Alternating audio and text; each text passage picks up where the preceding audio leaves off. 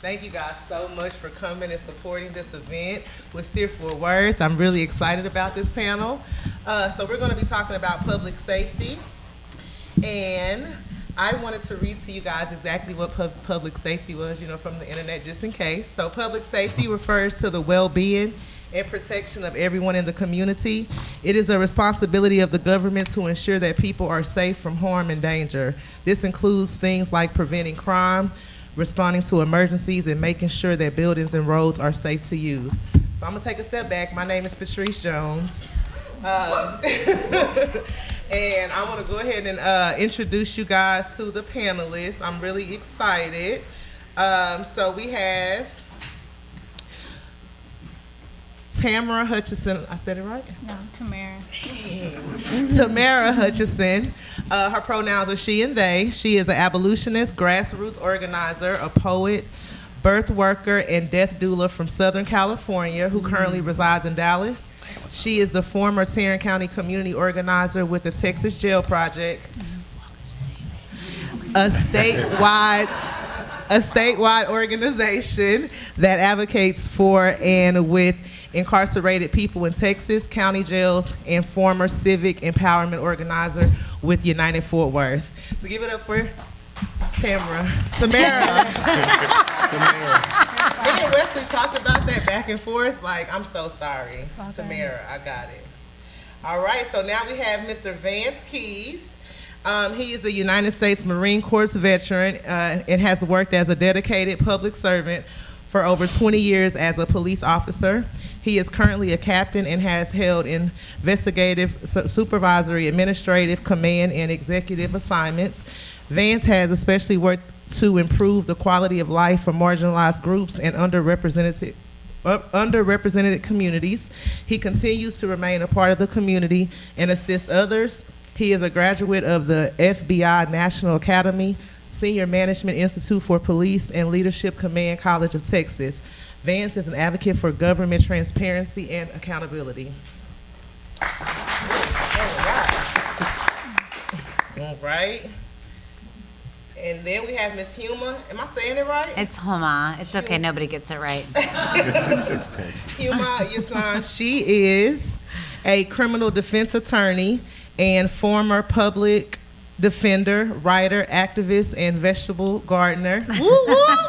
She is a wife and a mother of 4. Much of her writing focuses on the intersectionality of religion, law, and politics. Yasin formerly served as chair of the board of Facing Abuse in Community Environments, FACE. She also served on the Dallas-Fort Worth chapter of Council on American Islamic Relations. All right. All right, this is a name I can pronounce, y'all. Right. We got Changa Higgins. Changa is an experienced organizer who has worked on police reform, civil rights, and racial justice in the Texas and Oklahoma region. For the last 10 years, he has worked in Dallas on the policing reform through protests, coalition building, and policy creation. Changa has led the Dallas Community Police Oversight Coalition since December of 2017, where he oversees coalition building and policy creation. So basically, you guys, we just have a wealth of knowledge on this stage, and we're gonna go ahead and get started. So our first question, and I don't care how you guys decide to go, what order y'all wanna go in. Who wants to go first? Anyone want to volunteer? Depends on the question. All right. Well, what does public safety mean to you? I guess we can let the police start. All right. So, all right. So for me, public safety simply means the concerted effort to reduce harms to our community. And a lot of times, I think people they want to phrase it as just harm from the criminal element, but that's not true. Public safety is everything from ensuring that we have the tools that we need as a community so we're not exposed to dangers. And I'll give you an example. I was late coming here, had car issues, battery died. But what I do is I look at people, and I look at how we police people and how people interact with the police. And I was in the city a couple of days ago, and I saw a motorist. I was off duty, and I saw a motorist that was stranded on the side of the road. I saw 2 marked units drive past that motorist. Is that what public safety is? It absolutely isn't. Unless you're going to an emergency unless you're going to an emergency call or doing something, ideally you want to stop with the motorist and let them know that you care about them and that you have their best interest at heart. So public safety is never going to be maximized until people from the community trust the police. And I say police, not law enforcement, because public safety is not about law enforcement. Police do have a role in public safety, but so much of what we do isn't even law enforcement. It's just social services, and it's providing resources to people that they otherwise wouldn't have. So for me, public service and public safety go hand in hand, but it's not just law enforcement. It's just not some tough on crime control model. I'm going to try very hard to behave nicely. No, we don't want that. Although that is not one of my best qualities. So when Patrice was defining public safety, she said the well-being and safety of everyone in the community. What does well-being mean? You know, we can talk about crime all day long, but when people have food insecurity, when they have mental health issues, when they are unhoused, this is not a safe community. And when we have law enforcement or police officers that are taking people who are unhoused and throwing them in a jail for a criminal trespass because they're trying to get out of the heat or get some water, that does not make me feel more safe. I do not believe that is the definition of what a community is, which is people coming together collectively for collective liberation. I think we really need to redefine what we believe a community is and what we believe safety is. If people are insecure financially, they are naturally going to try to find a way to, sustain themselves. So when we look at symptoms without analyzing the underlying issue, you're creating essentially a criminal class of people, and you're creating a negative feedback loop where people are convicted, then they have a conviction on their record. If they're in jail pre-trial, they don't have money for bail because they're poor. Okay, well then I guess we just need to plead out because we don't have another choice. I gotta make my rent, I gotta, pay my bills. And then now you have a conviction, now how you gonna find a job? You're a convict. How you gonna find housing? What if you had public housing before? You ain't gonna get public housing now.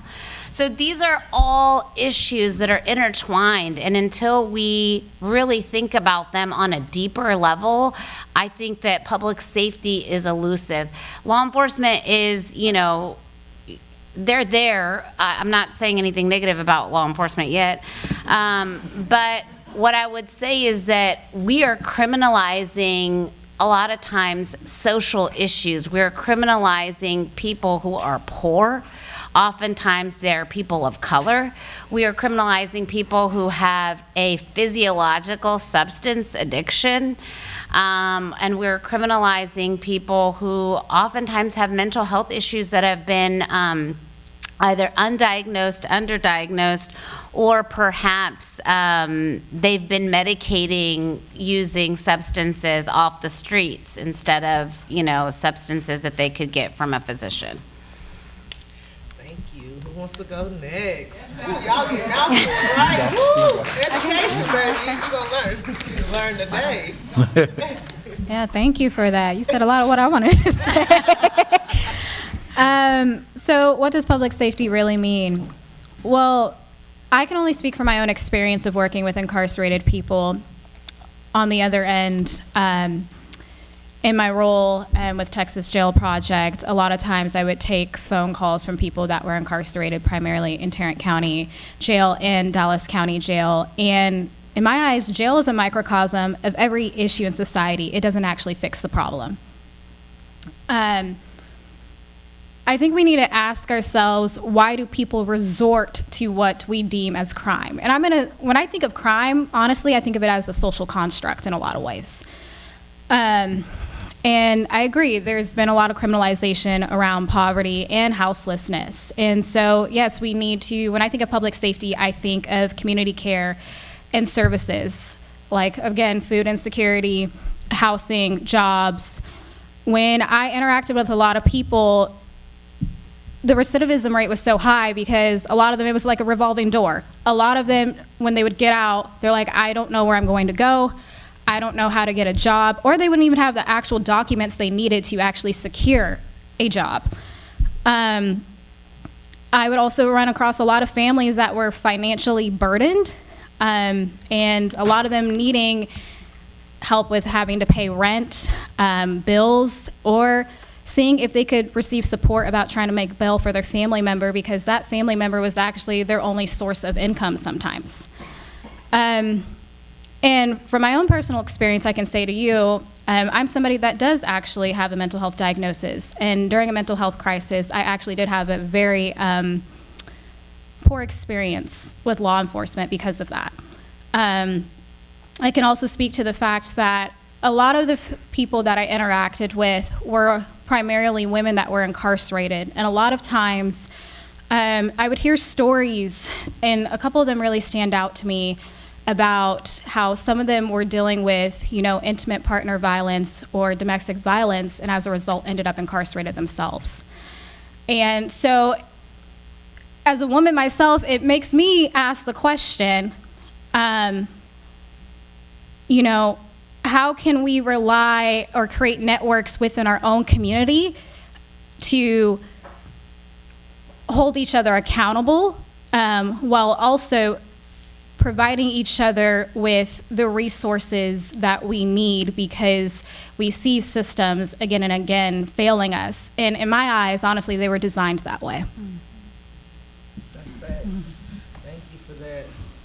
Yeah, so first of all, thank you guys for inviting me to this conversation, because, in Dallas, I don't get invited to many of them because you're a bad actor. But when I think of public safety, I think about two things. First of all, our idea of public safety is too centered in law enforcement, right? But there's a reason why.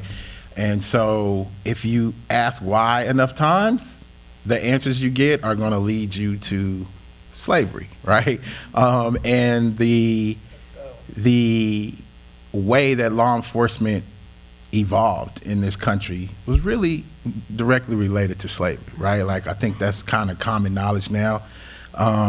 So we're talking about an institution that really on its outer surface has changed a lot, the way it looks, but its driving thought has always been a very tense, a very repressive and deadly relationship with black people in America, right? Particularly black people. And so that culture has not changed largely in the criminal justice system. And so it has morphed and has changed into different, looks. But for the majority of black people in America, and I'm speaking specifically about black people, but people of color too, and poor people, the system has not really changed in how they interact with law enforcement. If you're talking about the first slave catcher units down to modern day police departments. And so I think one of the big problems with public safety and its law enforcement focus is that cultural part of the institution has not changed much, right? That looks at a black person as a problem, as a threat, as a criminal, as something that needs to be controlled, contained, and put up, right? And so we are still dealing with that idea within modern day police departments. You gotta remember, 60% of police departments across this country are still white men. Police are still white men. It may look very diverse, but it's not. It's large cities, more diverse, but the more than 10,000 police departments across the country are largely small, rural police departments, and they're white men predominantly. And that has been a kind of breeding ground, a holding ground for a certain idea about community, about certain communities, particularly communities with people of color in them, particularly black communities. The idea is still there. That idea has still maintained. And that's why we see such a big dichotomy between people, predominantly white communities or communities that are privileged more economically in their personality and their response to law enforcement than in black communities. We wonder why black folks are so up in arms about the police and protests and all this is because not a lot has changed for us. So I think, you know, our view of public safety is very limited. It's rooted in the police. I think, you know, one of my jobs is to always challenge that anytime that we begin to talk about public safety. You know, public safety also for me encompasses if a young child, and particularly like a community I work in, South Dallas a lot, if he can't get healthy food, right, that's a public safety issue. If there's not a hospital he can get to within a few miles of his home if he's having an asthma attack, that's a public safety issue. If the opportunity gap in his community, there's a lack of jobs and resources in his community is not there, that's a public safety issue. If there's no, if most of the people in his community live in poverty, that's a public safety issue, right? And so I think one of the things we got to do is unbolt the idea of public safety from just the law enforcement idea, and just alone, like I tell people, there's a lot of research that shows this. Poverty in itself is violence, right? When we talk about public safety a lot, and we talk about violence and crime in these ways that, you know, are really based on what we see on TV, like robbers, shooters, gangbangers, whatever, right? But there's a lot of violence. Like even the fact that misdemeanor arrests are a focus, right?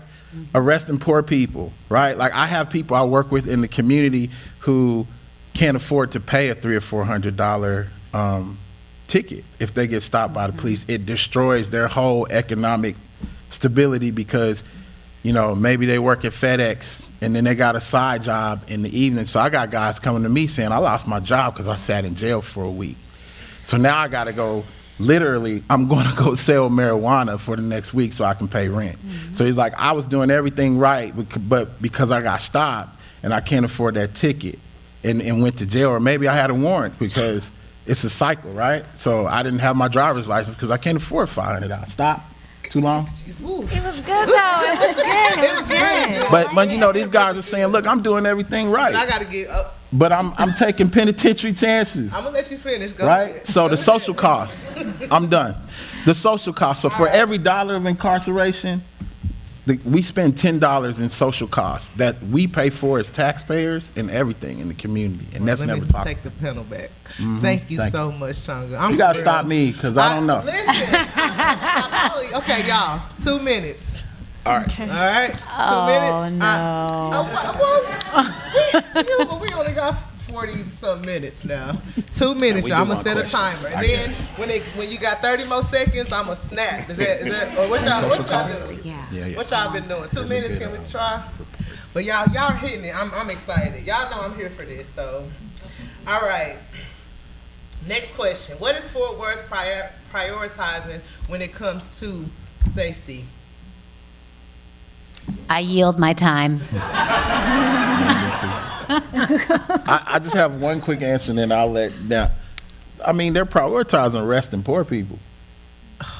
That's what they're prioritizing. Fort Worth is out of control, y'all. Like in police department and as far as the law enforcement. Break that down, though. Don't just like break that down. Well, we'll keep. I'm not gonna take over. All right. But we'll keep. We'll get there. Oh, so now y'all don't want to answer that. Okay. All right. So I'll go. What they prioritize? You know better than. So first off, anything I say, I'm a cat with the Fort Worth Police Department. Anything I say is not representative of the Fort Worth Police Department or the city of Fort Worth. That is my disclaimer. This is based on my experience as a police officer with 23 plus years in law enforcement. Law enforcement, policing. You say law enforcement, I said policing. Again, it should not be codified as law enforcement. That is such a small percentage of what we do, but when we keep repeating law enforcement, law enforcement, law enforcement, then that kind of drives that whole law enforcement narrative. But what Fort Worth prioritizes is what most law enforcement or police agencies prioritize, and that's crime control. That is crime control.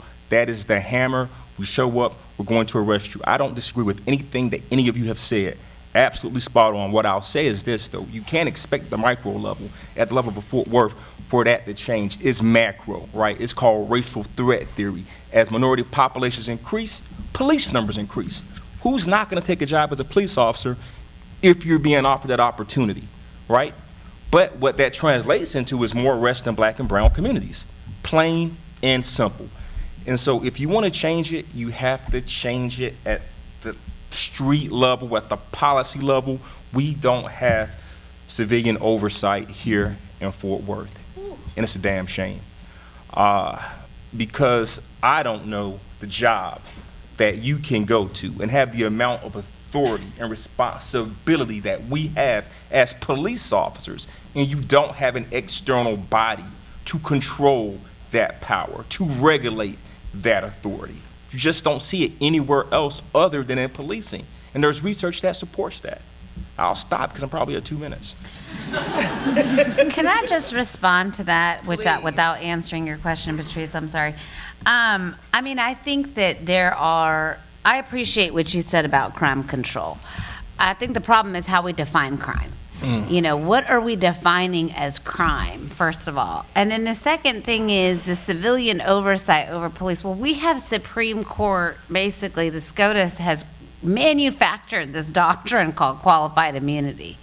So even when the police or law enforcement, whatever you want to call it, is acting just completely in bad faith, they are protected. So these are systemic issues. This is systemic violence, and we cannot keep sitting here and be like, well, this is just a cog in the wheel. No, this is a system that is designed to create a criminal class, and that class looks a lot like the people that are on the stage with me today. You know, and I think we need to be very open and transparent about those issues and talk about them openly, because we can't come to a solution unless we recognize, like he talked about, the history of policing. In the North, where there weren't slave patrols, the history of policing is still very much based on wealth control and wealth disparity. And unless we start analyzing, well, what are we trying to protect? What's a crime? You know, then we can't really get to what is public safety, because public safety and community safety is safety for everybody. It's not just safety for people who are socioeconomically privileged or racially privileged. It's for everybody. Ooh, man, come on. Okay. So I'll say this, and I encourage all of you to do this. Go on the Fort Worth City website and look at the city budget. That will tell you how the city is prioritizing public safety. Yeah. When you see that a big chunk of that city budget is actually going to the Fort Worth Police Department. How many of you have heard of CCPD? Okay, some of you have. Not all of you have. Looks like majority of you haven't. CCPD, it stands for Crime Control Prevention District. Now, I don't remember the exact year it was implemented, but I know it was during a time when Fort Worth had increased crime. 90s. The 90s, yes. 90s. And I believe it's a 0.5-cent sales tax, right? That is applied? Well, that's also more funding that goes towards the Fort Worth Police Department. And a small chunk of that actually goes towards organizations for community services. To me, that's an issue. That shows you how the city is prioritizing public safety. You know, something that you should also look at, I encourage you, is when city council actually has their meetings, and look at what is on their agenda and what they are voting on. As of December of 2022, they voted to increase the pay for the recruiting class during the Aaron Dean trial. That was approved unanimously by all city council members at the time. And so I think this is just an education moment for all of you to actually do the research and look at this information to inform yourselves about how they are prioritizing public safety, and to actually show up to city council meetings or to contact your city council member and actually pressure them on this to maybe change it when the next city budget cycle comes around. Thank you so much. And isn't there, like, basically Tarrant County's coming up with its own version of Cop City in Atlanta? I mean, they're trying to budget for it. I'm not aware of that. I wouldn't be surprised, but I'm not aware of it. Commissioner's Court, yeah. I mean, I think they're trying to expand and create a large That voter integrity recruiting. unit, all of that. Oh, yeah, yeah. I just want to piggyback on something you said with qualified immunity. I agree. Most police officers won't agree. Qualified immunity has really no place in our society because as a police officer, virtually, basically, no matter what I do to you, you don't really have any degree of recourse because you just don't. And if you're not familiar with qualified immunity, I'd suggest that you look up, I will say this, Tennessee v. Gardner, 1985, not an attorney, but very familiar with the case. When you talk about the type of institutional change that's needed to have an effect here in Fort Worth, it is monumental. Prior to the Tennessee v. Gardner ruling, it was okay, it was legal for police officers to shoot fleeing felons. And when we talk about what we determine as crime, if I'm selling a TV and that TV's $200, that's now a felon. So you had police officers killing people for economic crimes, and that didn't change until Tennessee v. Gardner. But prior to that ruling, 34 jurisdictions allowed that use of force. And so it's not anything that's going to be fixed in Fort Worth, Texas alone, but you can start here. It's not going to be fixed in Atlanta, but you can start here. It is systemic, and it is at the micro level, and people don't understand that, but you have to push involvement at the local level. You have to pay attention to what's going on, as she said, at the city council meetings. You have to look at how we prioritize. I might get moved. I'm the SWAT commander. I may be transferred tomorrow, next week, whatever. We have a lot of tools. We have a lot of tools that cost a lot of money, and sometimes we receive them through grants, and sometimes we get them through other avenues. But when we talk about public safety, you need to look at those things and see, are these the things that we really need to keep our community safe, and what we conceptualize public safety as. Just real quick, you guys, and who knows what qualified immunity is? Well, I'm going to read the definition. I'm excited. Qualified immunity is the doctrine of qualified immunity. It protects state and local officials, including law enforcement officers, from individual liability unless the official violated a clearly established constitutional right.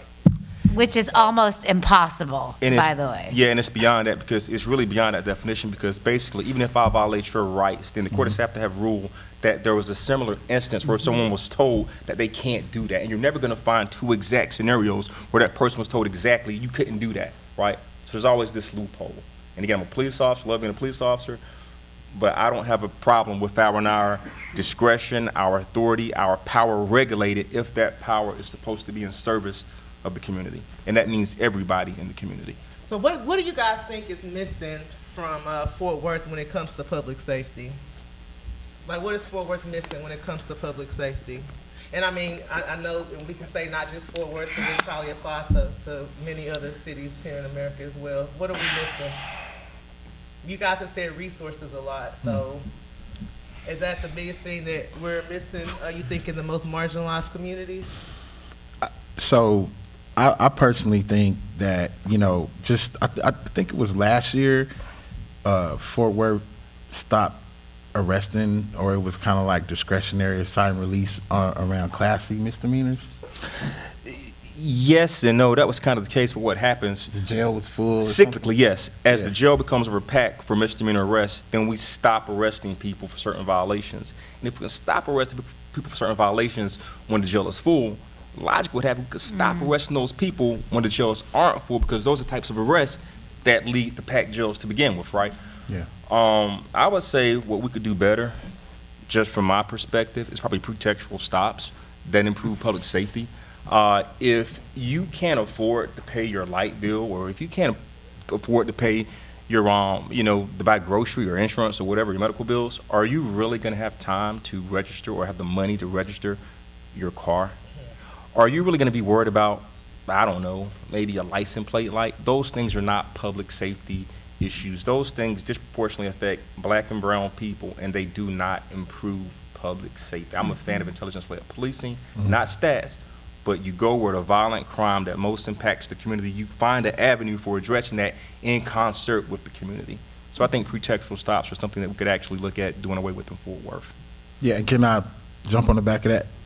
You know, you're talking about data, right? And so one of the things that I think is important is like, you need to put some data muscle around the arrest and like what's actually happening to people that are being arrested, who's being arrested, where, and look at the disparities. I mean, we kind of know some of this already, but there could be an analysis done just from the period of time that they stopped arresting for Class C's, misdemeanors, to now or whatever, to look at its relationship to crime, like violent crime. Did it increase or decrease, right? And you can use that.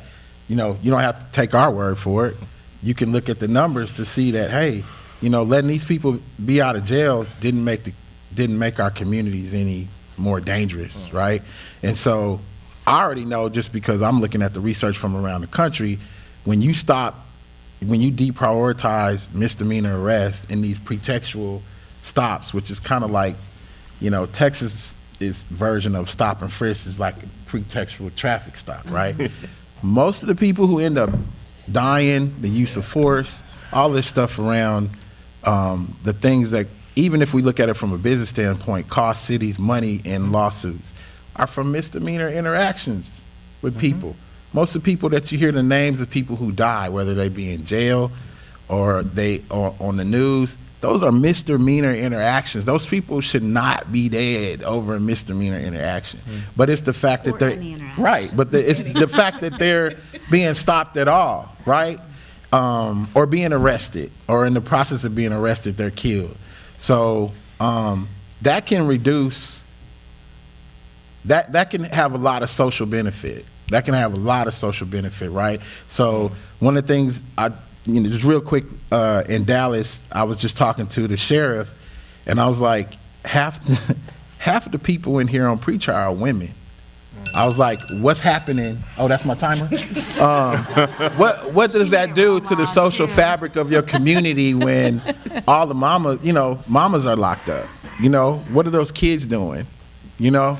So we don't look at that kind of stuff. So, but we should. I'm gonna say something. I don't care about your timer. I think just some of the points that have been brought up so far have really reminded me about the simultaneous over-policing and under-policing in communities. So we'll arrest for these BS charges, but like really problematic issues, like homicide, for example, remain a cold case.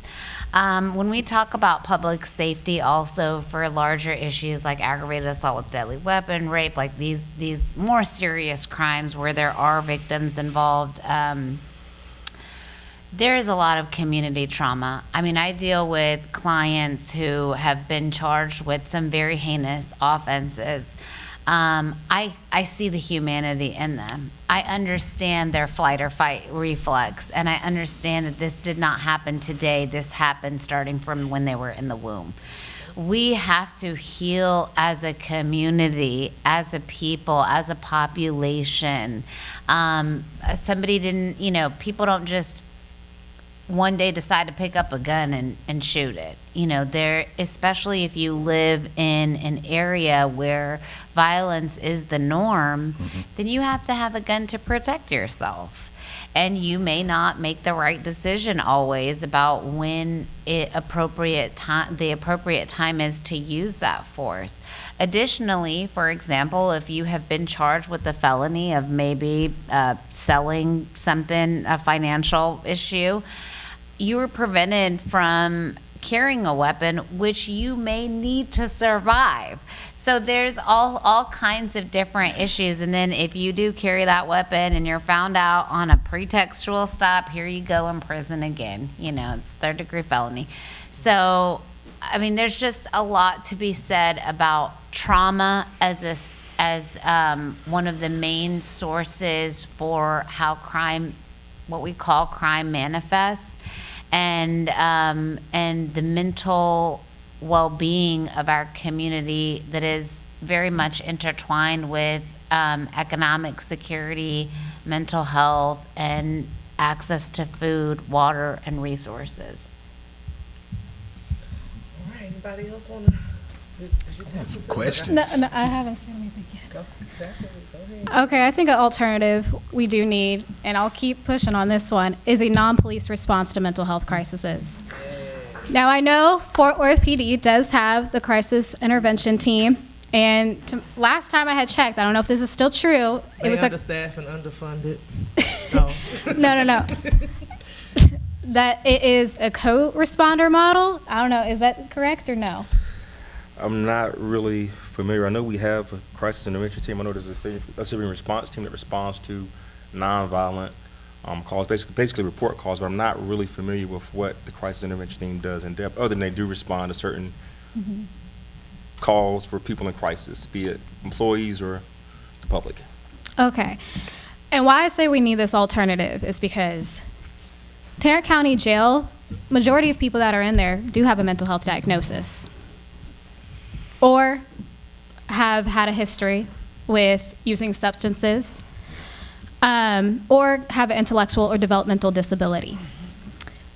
I'm going to give you two stories here. One, Cedric Teal, a black man who had a few mental health diagnoses and also has a history of substance use during mental health crisis, was arrested and put in Tarrant County Jail.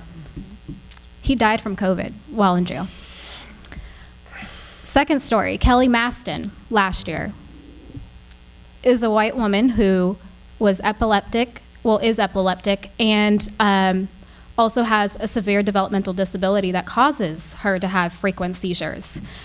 During a crisis situation, Fort Worth PD responded. She was arrested and placed in Tarrant County Jail and as a result suffered severe medical neglect and ended up in a coma for a few weeks. Luckily, she survived. So when we see police responding to crises like this, I see stories time and time again and articles where this continues to happen, and it has to stop. Now, I don't know why Fort Worth PD is adamant on not implementing a non-police response, but it's absolutely necessary when you also see people a lot of the times when you look at the custodial death rates in Tarrant County Jail and how many of them have had a history with mental health, it makes you wonder, what are we doing wrong and what needs to change? Because I don't know if y'all know this, but Tarrant County Jail is or was overpopulated, and as a result, the Commissioner's Court passed for people to be relocated out of county. So that means that certain people that were here are no longer in this county, and now their families have to drive out of county just to go visit them. And that was millions that they approved to do that. 20 million. Yes. Right. Well, the next question, I feel like we've answered, but if you guys want to, maybe sum up something. Hang on, Patrice. I'm just going to say one thing. I'm sorry, because this is such a good point that you just made. We're willing to allocate $20 million annually to outsource to a private prison housing inmates. I don't even like using the term inmates. Housing people. It's not even freaking housing people. It's like putting them in cages. But we can't find the money to prevent that from happening. That's a sickness. That's a disease in our community, that we are willing to cage people. And we're paying for it. I mean, this is being paid for by us, but we're not willing to heal people. That's it. Sorry. I love your passion. It's okay. So what may be some alternatives that we haven't mentioned to what we've been doing? Healing people. I keep talking about the misdemeanor arrest because I feel like we need to limit police interactions, right? Like people, I feel like the arresting people for misdemeanor offenses tears at the social fabric of the community in a lot of different ways. And so we can minimize those interactions with police. We don't have to have police arresting for those things, or even prioritizing them in their enforcement strategy, right? What does that do? So that keeps police officers to be able to respond to things that are more important, right? Which would probably increase response times. It's probably $1 value that you can attribute to that, deprioritizing those type of things, which could help. And it also will affect your jail population too, right? Which, but, you know, the current criminal justice and policing system is big business, but it's also bad for business, for cities, right? Because it pays, or we pay every day for when it goes wrong. So I would say that's a doable thing that could happen like right now. Like we can come up with, if you can do it to depopulate the jails, then you can do it as a strategy for a whole bunch of other things. How can we, like individuals, people here all the time, Okay. they yelling at me. They time. All right. It's audience questions time. Okay. But just, what you said, Wesley, forgive me. Sorry, one more question. I'm going against the rules. How can we play, like individuals here, because people that are here want to be civically involved, that's why they're here. How can we play a role in public safety and in improving the conditions? So we've listed all the problems we said, but how can just regular individuals that may not be a police officer, just civilians, how can they play a role? I'll go for it. I mean, y'all don't, That's they said two things on the piggyback on later, but go right ahead. Do you want? You can go. No, I don't even know. That's a good question. I just think it's being aware. I think most people don't know who their city council people are. They don't know who their MPO is. They don't know who their policing commander or captain is. And so if you don't even know the people that are supposed to be policing you, you don't know who to complain to. You don't know who to even direct your questions to. Not saying it's got to even be police driven, but you have to know what the issues are in your community. Anytime you see a bunch of police cars in one location, somebody's always going to ask you, is everything okay? What's going on? You should have those questions every day routinely about the conditions of your communities and the condition of the city. I know we're out of time, but what you said about why they don't prioritize mental health, why they prioritize, or why they don't have this unit, well, it's a money issue. Anytime you civilianize a position, you're going to take a position away from a police officer. And that's going to be a contractual issue. That's going to be an association or a union issue. Mm-hmm. That's going to be an issue between the city of Fort Worth and the Police Officers Association. And so that's always going to be the case. As far as addressing misdemeanors, we do Class Cs. We'll stop it on a short-term basis, but to stop enforcing misdemeanors is going to require a change in state law, because you can't tell a police officer they can't enforce the law. You can say, yeah, you can't arrest for Class Cs because the jails are full, but if you tell a police officer you can't arrest for a Class B or a Class A or what have you, it's simply not going to work. And I don't know any city in the state of Texas that has done that. I just don't know of it. I mean, maybe there is, but not a Class B or higher. I can't think of the city that's done that. I got one. One. Okay. Okay. Please. Okay, I'll be very quick. Wesley don't kill me. I'm so sorry, Wesley. Okay. A lot of times people just want to call 911, or their instant response is to call the police. I want you to ask yourself, is that absolutely necessary with what you're seeing or witnessing? I think a lot of us have a moral responsibility to learn de-escalation and crisis intervention. For myself, I have been trained in crisis intervention response. And that was very important for me to learn that, because I'll give you just a quick, okay, I know, Patrice. For myself, I'll just give you a quick example. Earlier this year, I experienced something very traumatic by somebody I trusted. My family told me, call the police. What I ended up doing is I ended up confiding in community members I trusted who intervened, and actually, because I saw that as my own version of restorative justice, intervened and assisted me and provided me the support and safety I needed. So again, I want you to ask yourself, is it absolutely necessary? All right. Audience questions, please. So, as a lot of people in this room probably know, last year the Citizen Oversight Board did not pass. November. But in May of this year, what did get started was a community advisory board for the police department And I've heard that there might be a possibility for council members to appoint someone from their district to also be a part of that board. Have y'all heard of this board? What are your thoughts on it? The chief of police handpicked that board, so that'll just be my only comment on it. That'll be mine too. My comment would be, you shouldn't be afraid of criticism from the people that you police or the people that you serve. I don't see anything wrong with oversight for any police agency. I will say, if you have a police advisory board, not saying the chief would do this, not saying that he wouldn't do it, anytime I don't like what they're saying, I can simply remove them or exclude them from the conversation, right? And so that's the problem with the police advisory board as opposed to true police oversight.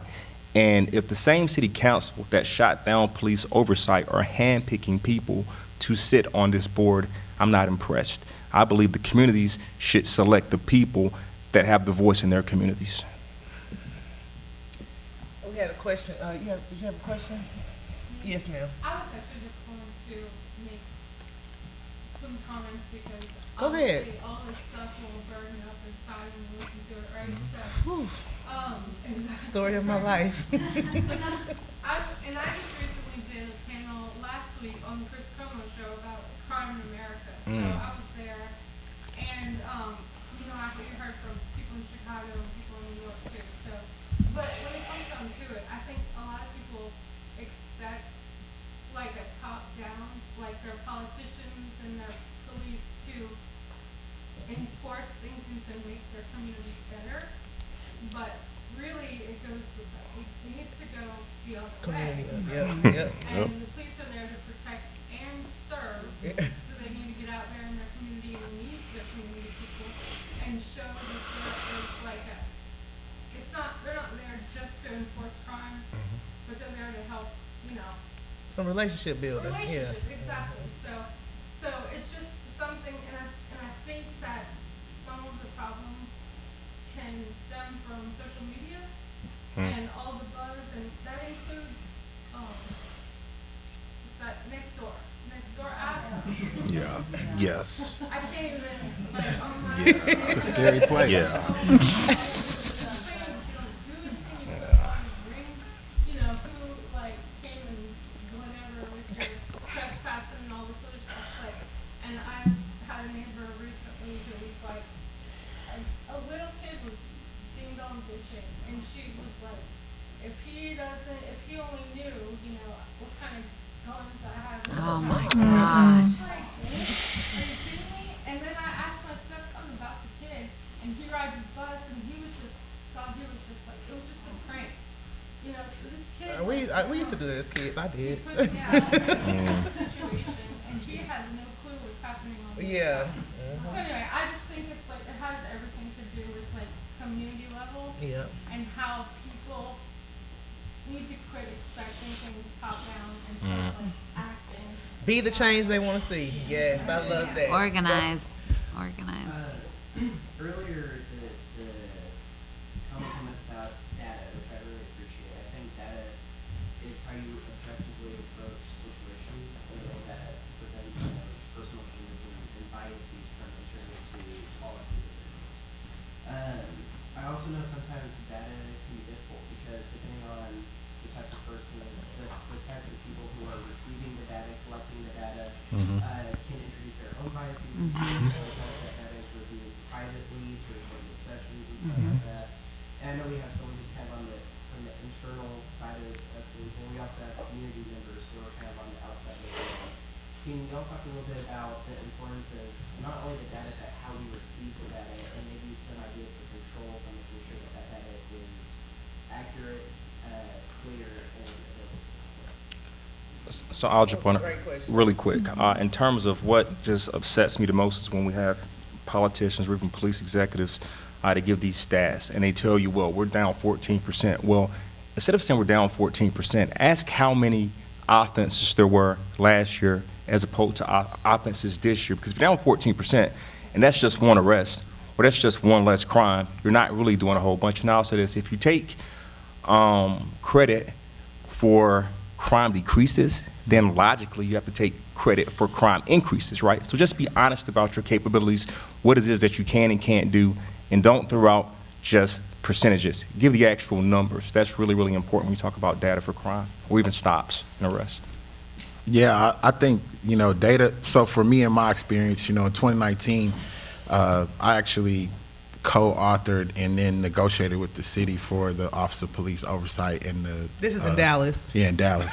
And so, two things that was very important to do that, and I think it's important to say in this conversation, is we used a lot of data to prove our point, right? Because the city and the police department could not refute data, right? They could go and try to analyze it and use their own methodologies to do that, but at the end of the day, the numbers show what they show if you're being objective with it. The other thing is like, we would have never gotten that victory until that time. That was a 10-year fight for me, but for activists and organizers in Dallas, it was a 30-year fight to get that. I just was on the last 10-year leg of the fight. And it only shifted and started to change when people on the other side of the city said enough is enough. And that was around the time when Botham Jean was killed. And so when we had white people, I'm being very blunt, paying attention and saying what's going on, this has to change, when we had white church community, business, civic leaders that said, hey, like, something has to be done. That created the momentum for us to actually get it done, because now it wasn't just everybody from Southern Dallas and black and brown people hollering, hoo-hawing about the police, right? It was a cross-community effort. So what I'm saying is, if you really want some change, a word of advice to my organizing activists in Fort Worth, we got to get white folks involved, and people with privilege and people with power and influence to say, we're all one community, and this is important. And until that happens, you're going to be fighting an uphill battle. You look at me right in my eyes when you say that. Yeah. No, I really want to thank you guys for your time. Our time is up, but we have enjoyed y'all so much. But they're going to be here, man, so y'all just talk to them. We got to wealth of knowledge. Thank y'all.